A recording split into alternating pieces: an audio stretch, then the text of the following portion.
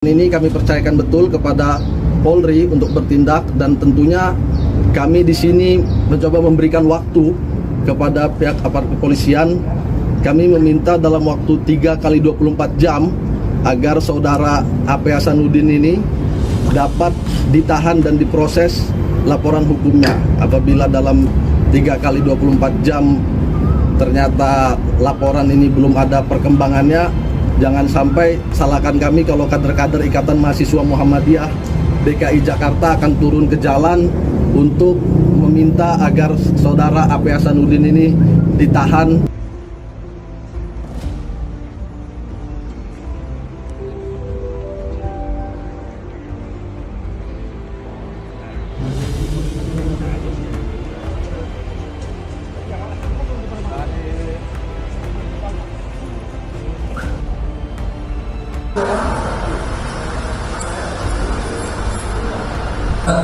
Kebencian berdasarkan suku, agama, ras, dan antar golongan atau sara, dan atau ancaman kekerasan atau menakut-nakuti yang ditujukan secara pribadi melalui media elektronik.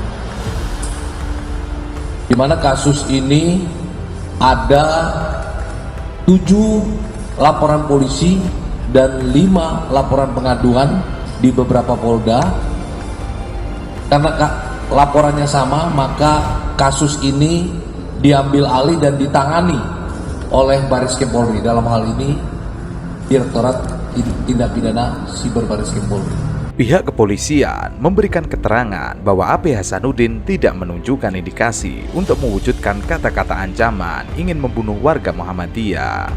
Namun, Lembaga Bantuan Hukum dan Advokasi Publik Pimpinan Pusat Muhammadiyah mengatakan yang dipermasalahkan memang bukan percobaan pembunuhan, melainkan ujaran kebencian yang dilakukan oleh APH.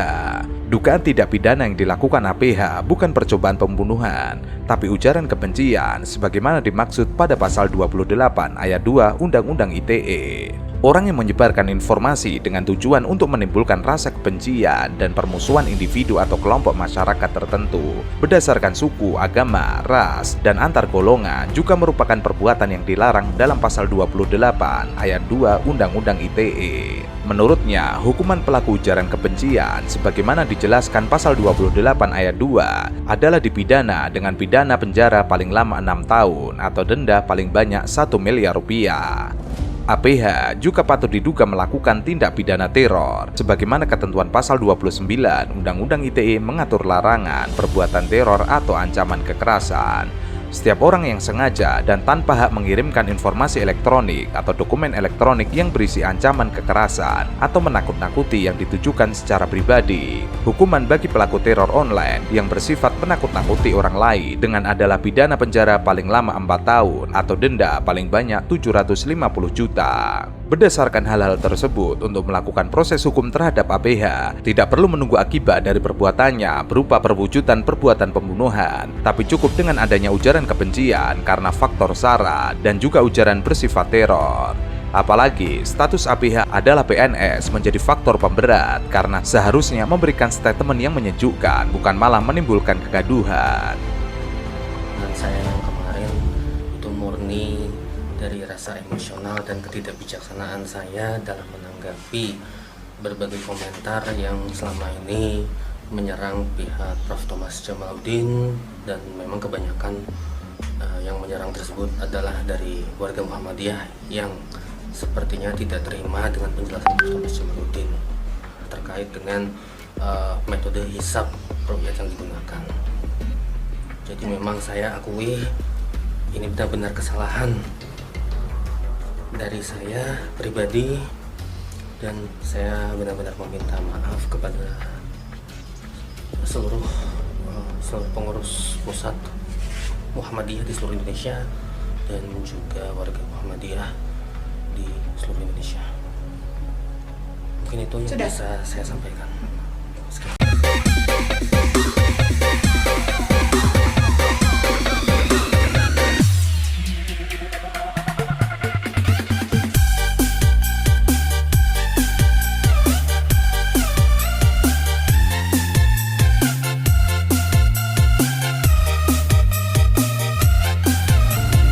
Nama peneliti Badan Riset dan Inovasi Nasional, Andi Pangerang Hasanuddin, terus menjadi perbincangan publik gara-gara komentarnya yang mengancam untuk membunuh semua warga Muhammadiyah gara-gara berbeda lebaran.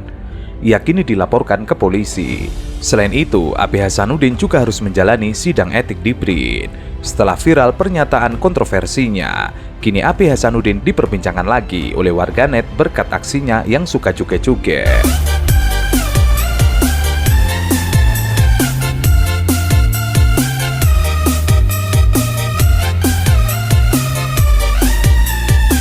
Di lini masa, beberapa akun mengunggah aktivitas AB Hasanuddin yang berjoget di TikTok. Meski akun TikTok pribadinya sudah lenyap, namun ada warganet yang sudah mengunduh video AB Hasanuddin berjoget ria hingga disebarkan di lini masa.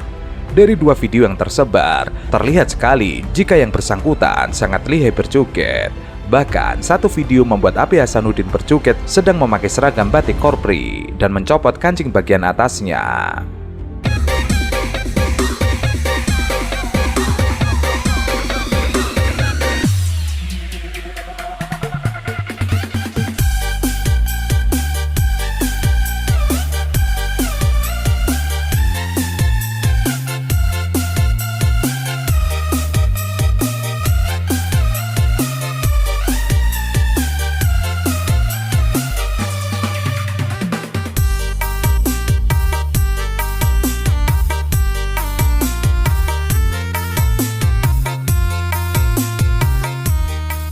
Kasus peneliti BRIN AB Hasanuddin yang mengancam bunuh warga Muhammadiyah. Ternyata saat dicek lokasi, alamatnya tidak sesuai. Bahkan warga sekitar tidak dikenal. Dalam alamat yang tercantum, AB Hasanuddin menuliskan dia menggunakan alamat Jombang. Pada pukul 2 siang, pimpinan daerah Muhammadiyah Jombang bersama PDPM, Tapak Suci dan IPM telah berkoordinasi dengan Polres Kota Jombang beserta bukti-bukti dari media sosial. Berdasarkan cek lokasi, rumah tersebut bukan rumah yang bersangkutan, melainkan rumah kontrakan atas nama orang lain. Proses hukum masih berjalan. Tim dari Kokam, PDPM Jombang, dan Tapak Suci sedang berada di perumahan yang sesuai dengan alamat di Diwek Jombang. Dan benar adanya yang bersangkutan 3 hari lalu datang ke alamat tersebut. Rumah yang dikontrak dan ditempati Bapak Roni atau orang tua dari AB Hasanuddin.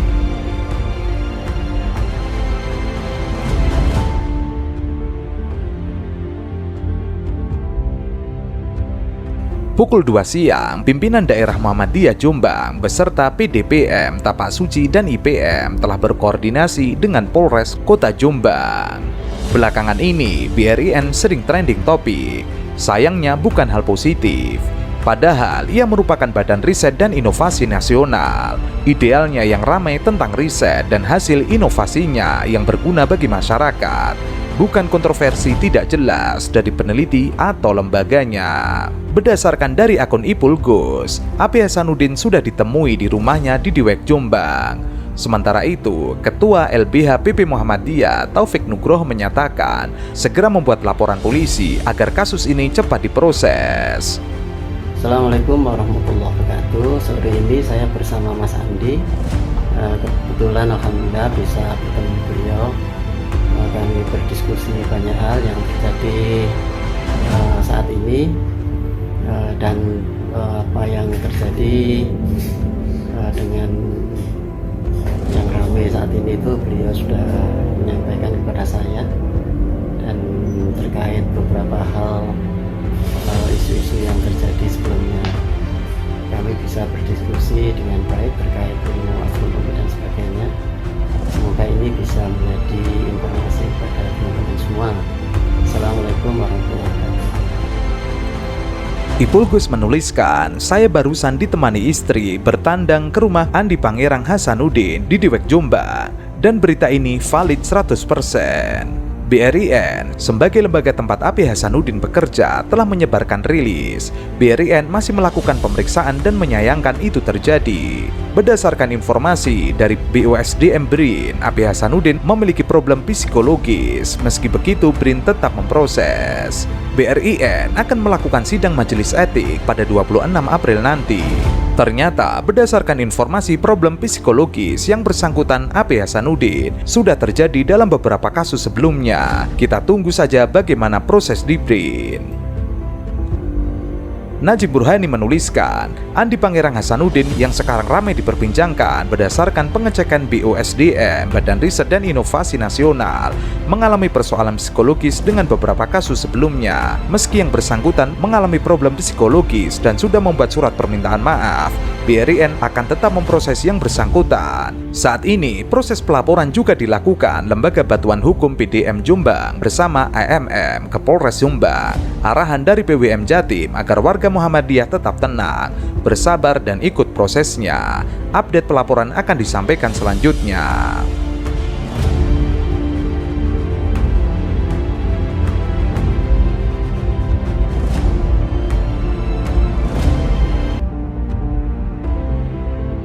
Komentar peneliti Badan Riset dan Inovasi Nasional Andi Pangerang Hasanuddin terkait ancaman terhadap warga Muhammadiyah viral.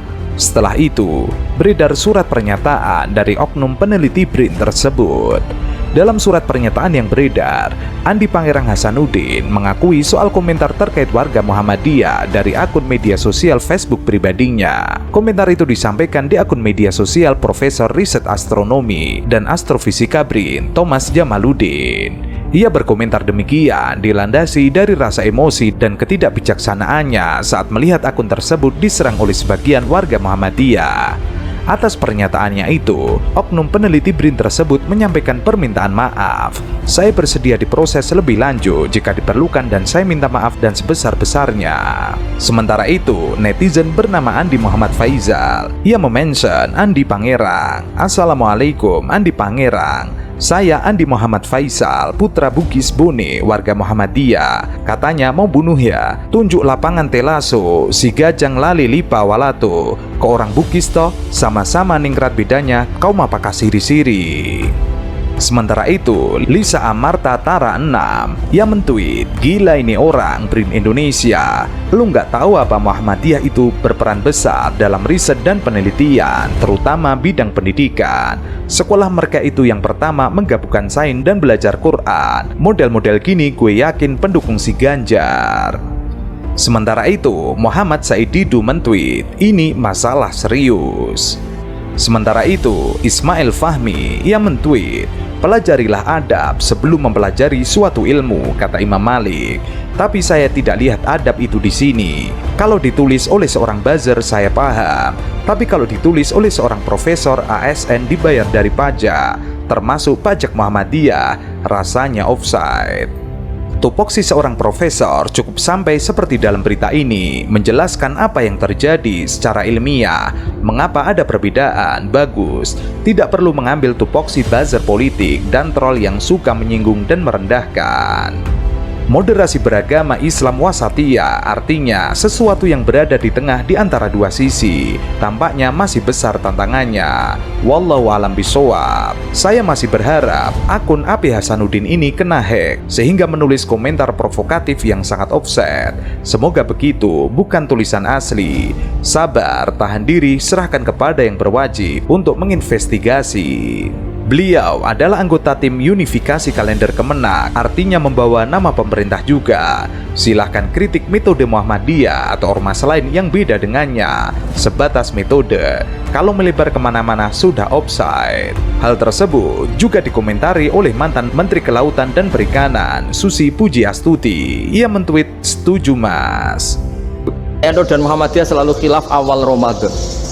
Itu memang nggak bisa nggak khilaf. Misalnya begini. Saya beri contoh ya, karena kadang yang khilaf juga nggak pernah belajar. Lucu kan? Tak beri contoh ya. 2001 itu abad keberapa coba? Tahun 2001. Abad 21 abad 20? Abad 21. Jadi meskipun terpaut 1 tahun, padahal abad itu 100 tahun. Nah, pikirannya orang-orang Muhammadiyah seperti itu. Hilal kalau sudah melewati garis ufuk, meskipun setengah derajat atau 1 derajat, itu sudah ikut bulan berikutnya. Sehingga ya sudah, meskipun sekian derajat sudah dianggap Ramadan. Nah pikirannya orang NU ndak, harus ru'yah bil fi'li. Itu sebetulnya lagi-lagi sebenarnya tidak masalah NU dan Muhammadiyah, itu di kitab-kitab ya seperti itu. Kalau bisa mak burujan, bulan itu ada burutnya, sehingga dengan burut ini bisa dihitung. Ini kata Imam Ghazali di kitab Ihya dijelaskan gini, bagaimana Anda tidak percaya hisab? Hisab itu bahkan bisa menghitung lama gerhana berapa menit, yang gerhana di sisi mana, misalnya gerhana di sisi selatan, lama gerhana sekian menit, dimulai 8-15 menit, selesai 20 menit. Wong ngitung menitan wae iso kok ngitung dino ra mbok percaya. Apa kiai-kiai kalau mau sholat gerhana ngenteni ru'yah? Nyatane sore diumumno kok gerhana bulan kok do sholat ya. Mbah dereng ru'yah kok ndak gitu. Ayo, nak dong umumna ngenteni ru'yah apa sudah diumumkan dulu? Diumumkan, engko nak gerhana tenan terus do sholat gitu. Percaya hisab dulu apa ru'yah dulu? Hisab kan?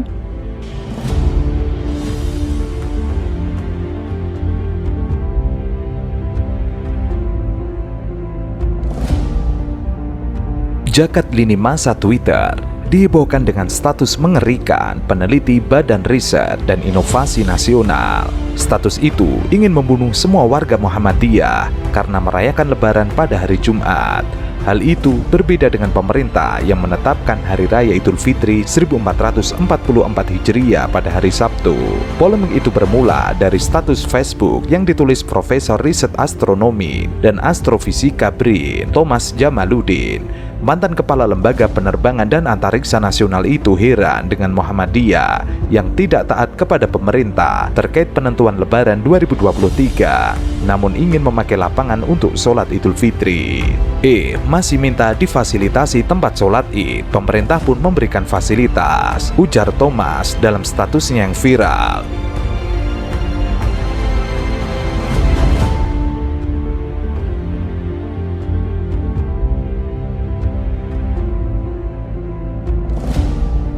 Status Thomas ditanggapi anak buahnya yang merupakan pakar astronomi BRIN, Andi Pangeran Hasanuddin. Melalui akun AP Hasanuddin, ia menulis kemarahannya atas sikap Muhammadiyah yang memention akun Ahmad Fauzan S.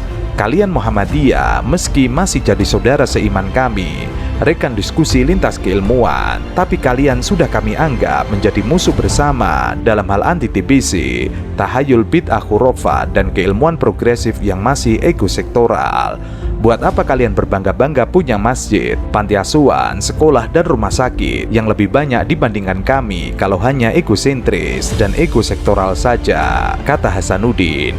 Ia masih melanjutkan statusnya yang mengancam setelah berdebat dengan warganet lain. Perlu saya halalkan gak nih darahnya semua Muhammadiyah? Apalagi Muhammadiyah yang disusupi Hizbut Tahrir melalui agenda kalender Islam global dari Gema Pembebasan. Banyak bacot emang. Sini saya bunuh kalian satu-satu. Silahkan laporkan komen saya dengan ancaman pasal pembunuhan.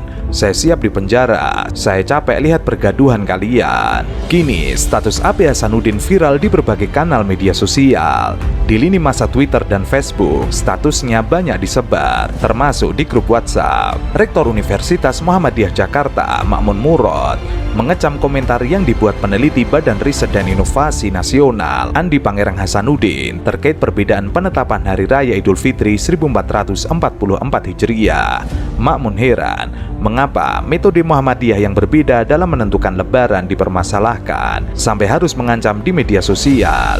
Ia pun heran dan mengecam seorang peneliti BRIN bersikap layaknya preman daripada seorang intelektual dalam menyikapi perbedaan. Ia pun meminta aparat penegak hukum untuk bertindak.